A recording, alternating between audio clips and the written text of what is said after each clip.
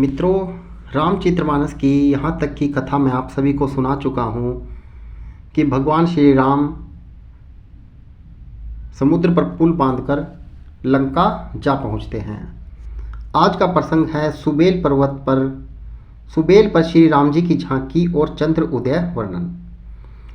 जहाँ श्री रघुवीर जी सुबेल पर्वत पर सेना की बड़ी भीड़ बड़े समूह के साथ उतरे। पर्वत का एक बहुत ऊंचा परम रमणीय समतल और विशेष रूप से उज्जवल शिखर देखकर वहां लक्ष्मण जी ने वृक्षों के कोमल पत्ते और सुंदर फूल अपने हाथों से सजाकर बिछा दिए। उस पर सुंदर और कोमल मृग छाल बिछा दी। उसी आसन पर कृपालु श्री राम जी विराजमान थे। प्रभु श्री राम जी वानर राज सुग्रीव की गोद में अपना सिर रखे हैं। उनकी बाईं ओर धनुष तथा दाहिनी ओर तरकस रखा है। वे अपने दोनों कर कमलों से बाण सुधार रहे हैं। विभीषण जी कानों से लगकर सलाह कर रहे हैं। परम भाग्यशाली अंगद और हनुमान अनेकों प्रकार से प्रभु के चरण कमलों को दबा रहे हैं। लक्ष्मण जी कमर में तरकस कसे और हाथों में धनुष बाण लिए वीरासन से प्रभु के पीछे सुशोभित हैं। इस प्रकार कृपा रूप सौंदर्य और गुणों के धाम श्री राम जी विराजमान हैं। वे मनुष्य धन्य हैं जो सदा इस ध्यान में लो लगाए रहते हैं। पूर्व दिशा की ओर देखकर प्रभु श्री राम जी ने चंद्रमा को उदय हुआ देखा। तब से सबसे कहने लगे, चंद्रमा को तो देखो, कैसा सिंह के समान निडर है। पूर्व दिशा रूपी पर्वत की गुफा में रहने वाला अत्यंत प्रताप, तेज और बल की राशि यह चंद्रमा रूपी सिंह अंधकार रूपी मतवाले हाथी के मस्तक को विदीर्ण करके आकाश रूपी पवन में निर्भय विचर रहा है। आकाश में बिखरे हुए तारे मोतियों के समान हैं जो रात्रि रूपी सुंदर स्त्री के श्रृंगार हैं। प्रभु ने कहा, भाइयों, चंद्रमा में जो कालापन है वह क्या है? अपनी अपनी बुद्धि के अनुसार कहो। सुग्रीव ने कहा, हे रघुनाथ जी सुनिए, चंद्रमा में पृथ्वी की छाया दिखाई दे रही है। किसी ने कहा, चंद्रमा को राहु ने मारा था, वही चोट का काला दाग हृदय पर पड़ा हुआ है। कोई कहता है, जब ब्रह्म ने कामदेव की स्त्री रति का मुख बनाया तब उसने चंद्रमा का सार भाग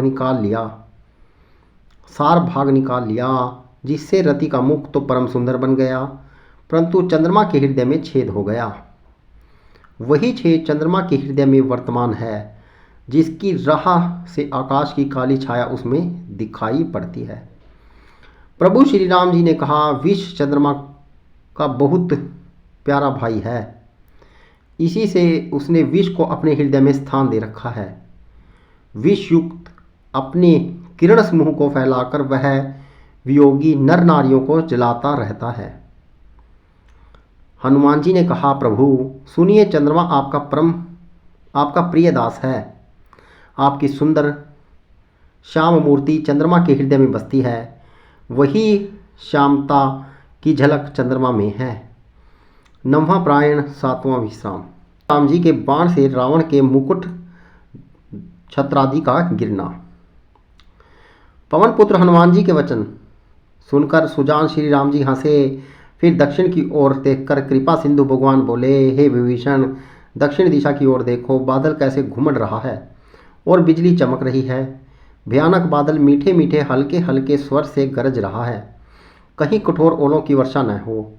विभीषण बोले, हे कृपालु सुनिए, यह न तो बिजली है न बादलों की घटा।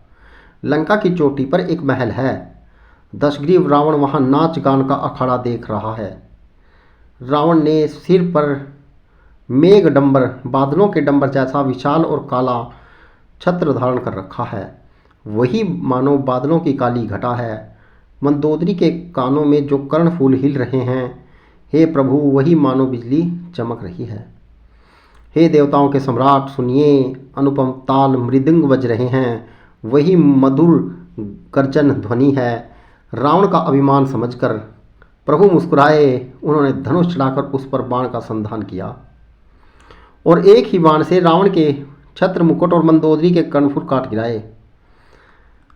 सबके देखते देखते वे जमीन पर आ पड़े, पर इसका भेद कारण किसी ने नहीं जाना। ऐसे चमत्कार करके श्री राम जी का बाण वापस आकर फिर तर्कस में जा घुसा।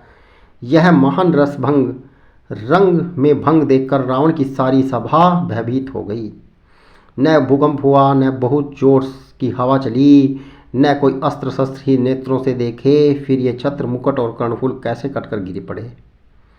सभी अपने अपने हृदय में सोच रहे हैं कि यह बड़ा भयंकर अपशकुन हुआ।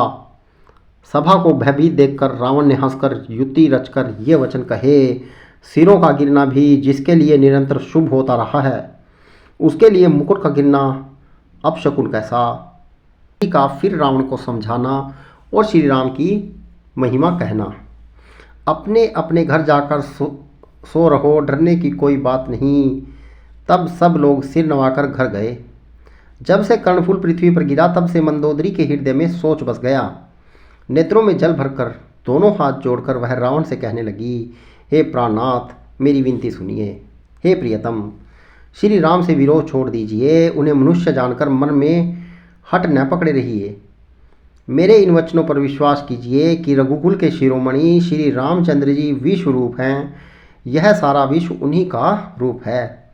वेद जिनके अंग अंग में लोकों की कल्पना करते हैं, पाताल जिन विश्व रूप भगवान का चरण है, ब्रह्म लोक सिर पर है, अन्य बीच में सब लोकों का विश्राम स्थिति जिनके अन्य भिन्न भिन्न अंगों पर है, भयंकर काल जिनकी भ्रिकुटी संचालन भों का चलना है, सूर्य नेत्र हैं, बादलों का समूह बाल है, अश्विनी कुमार जिनकी नासिका हैं, रात और दिन जिनके अपार निमेष पलक मारना और खेलना है, दसों दिशाएं कान हैं, वेद ऐसा कहते हैं, वायु श्वास है और वेद जिनकी अपनी वाणी है, लोभ जिनका अधर होठ है, यमराज भयानक दांत हैं, माया हंसी हैं, दिग्पाल भुजाएं हैं, अग्नि मुख है, वरुण जीव है, उत्पत्ति पालन और प्रलय जिनकी चेष्टा क्रिया है, 18 प्रकार की असंख्य वनस्पतियां जिनकी रोमावली हैं, पर्वत अस्थियां हैं, नदियां नसों का जाल है, समुद्र पेट है और नरक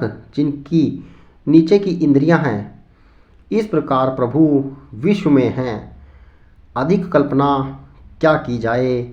शिव जिनका अहंकार है, ब्रह्म बुद्धि है, चंद्रमा मन है और महान विष्णु ही चित हैं। उन्हीं चराचर रूप भगवान श्री राम जी ने मनुष्य के रूप में निवास किया है। हे प्राणपति सुनिए, ऐसा विचार कर प्रभु से बैर छोड़कर श्री रघुवीर जी के चरणों में प्रेम कीजिए, जिससे मेरा सुहाग न जाए। पत्नी के वचन कानों से सुनकर रावण खूब हंसा और बोला, आहो मोह अज्ञान की महिमा बड़ी बलवान है।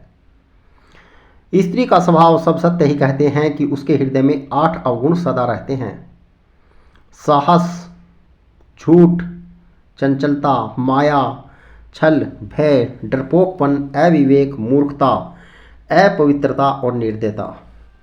तूने शत्रु का समग्र विराट रूप गाया और मुझे उसका बड़ा भारी भय सुनाया। हे प्रिय, यह चराचर विश्व तो स्वभाव से ही मेरे वश में है। तेरी कृपा से मुझे यह अब समझ पड़ा है। हे प्रिय, तेरी चतुराई में जान गया। तू इस प्रकार इसी बहाने मेरी प्रभुता का बखान कर रही है। हे मृगनयनी, तेरी बातें बड़ी गूढ़ रहस्यमयी हैं, समझने पर सुख देने वाली और सुनने से भय छुड़ाने वाली हैं।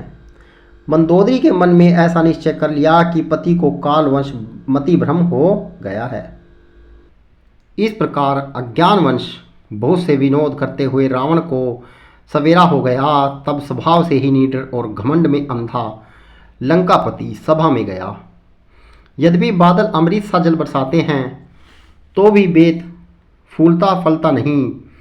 इसी प्रकार चाहे ब्रह्म के समान भी ज्ञानी गुरु मिले, तो भी मूर्ख के हृदय में चेत ज्ञान नहीं होता। मित्रों, रामचरितमानस का यह प्रसंग मैंने आपको सुनाया है। यदि अच्छा लगे तो वीडियो को शेयर कीजिएगा। जय श्री राम।